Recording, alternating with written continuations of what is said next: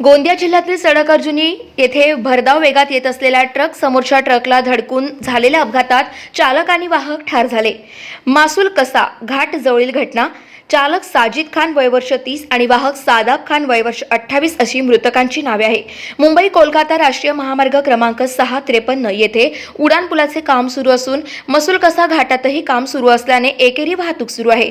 अशातच नागपूरकडून रायपूरकडे जात असलेल्या ट्रक क्रमांक CG04 JD 8049 या चालकाने अचानक ब्रेक मारला। अशातच मागे भरधाव वेगाने येत असलेला ट्रक क्रमांक RJ14 GH 1889 त्यावर जाऊन धडकला। ही धडक एवढी जोरदार होती की ट्रक चालक साजिद खान आणि वाहक सादाब खान हे दोघेही जागीच ठार झाले।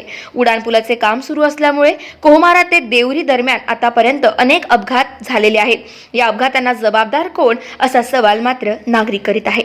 गाव माझा न्यूज करिता राधा किसन छोटे, गोंदिया।